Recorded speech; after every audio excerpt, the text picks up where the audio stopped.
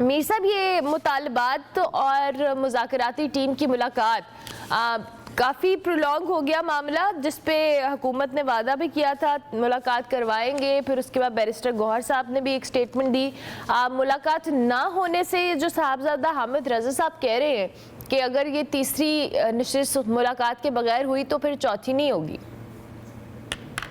اس کا مطلب تیسری تو ہو سکتی ہے نا ملاقات کے بغیر، وہ تو کر لیں آپ، چوتھی پھر دیکھ لیں گے۔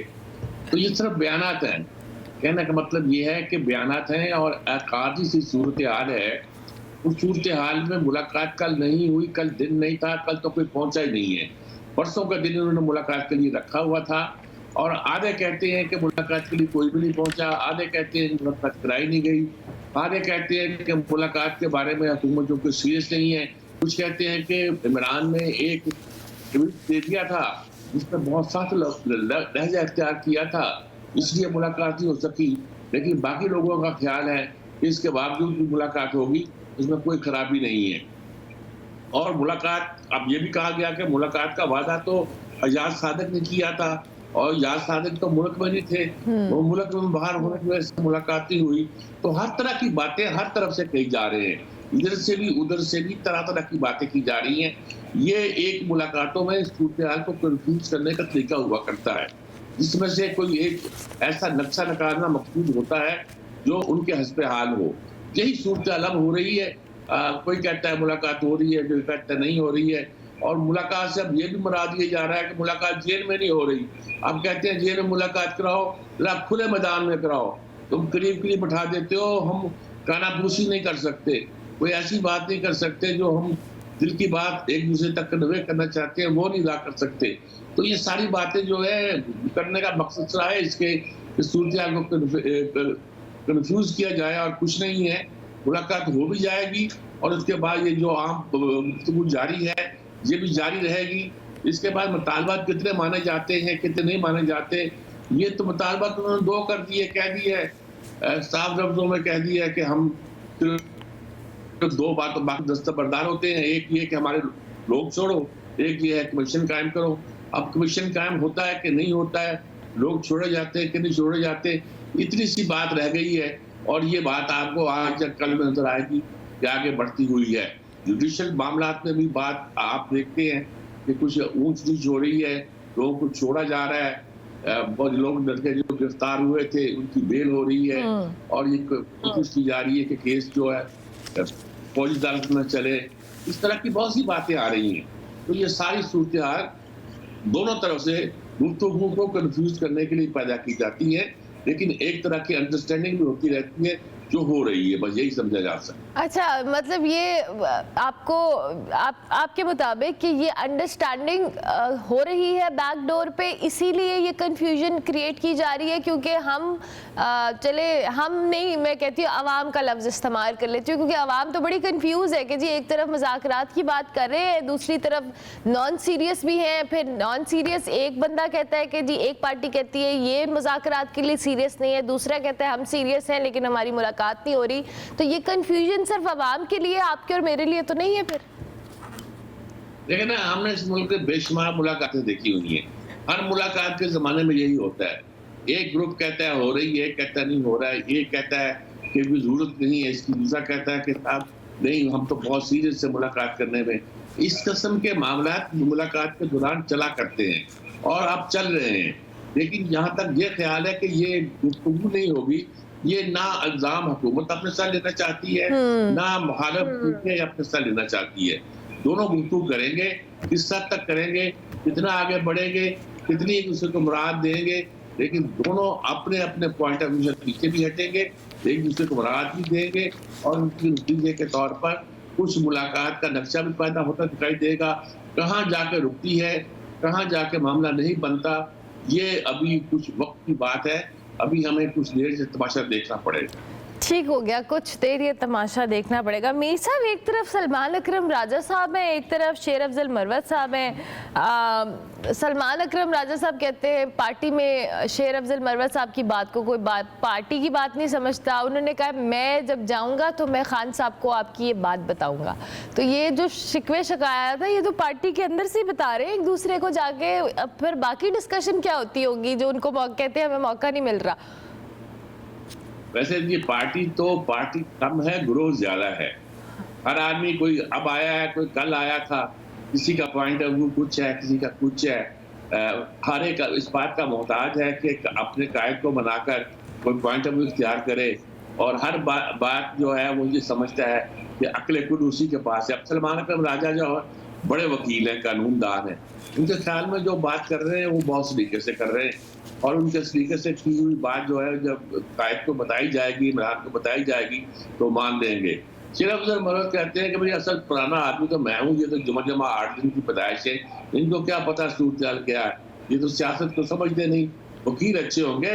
اور انہوں نے تو یہ بھی الزام لگایا کہ یہ وکیل جتنی فیسیں لیتے ہیں چھوٹے چھوٹے مقدمات کی دی انہوں نے فیسیں انہی معاملات پہ, یعنی کہ پی ٹی آئی کے معاملے پہ وہ نہیں دینی چاہیے تھی.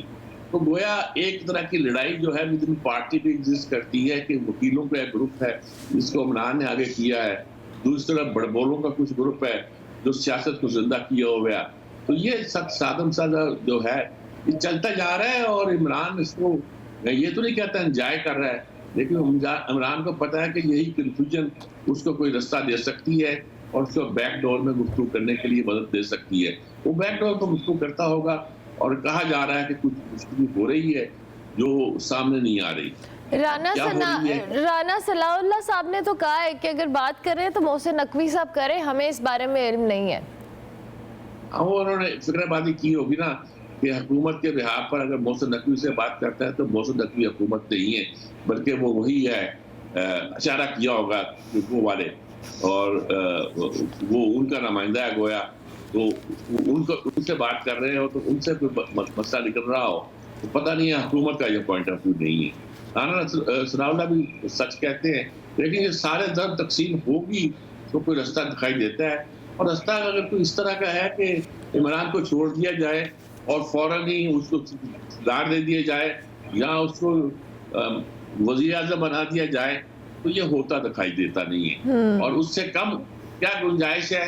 کیا الیکشن کے لیے کچھ 1-2 سال کا وقت دینا مقصود ہے, اس عرصے میں خاموش رہنا مقصود ہے, اس عرصے میں ہنگامے نہیں کرنا مقصود ہے, اور اس کے جواب میں یہ چاہنا کچھ برات حاصل کرنا کہ عمران کو چھوڑ دیا نہیں جائے تو کم از کم جیسے کہتے ہیں بنی گانا میں منتقل کر دیا جائے, یا کسی ایسی سہولت دے دی جائے جہاں اس پر پابندیاں کم ہوں.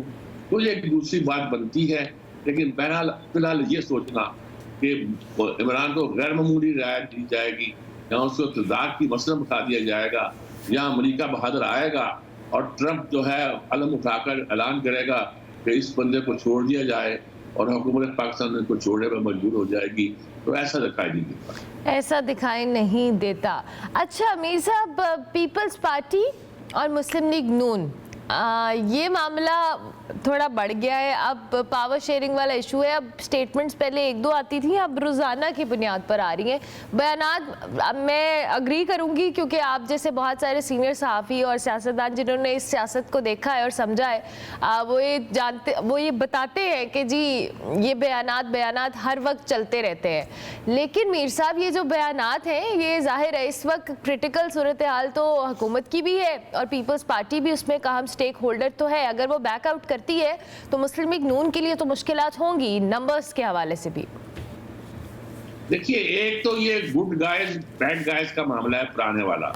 اس وقت تو ایک خاندان کے اندر تھا کہ نواز شریف اور شہباز شریف کھیل لیتے تھے کہ وہ ذرا مزاحمت کے قائل تھے, وہ مدافعت کرنا چاہتے تھے, وہ ڈنڈا چلانا چاہتے تھے, وہ مل کے چلنا چاہتے تھے.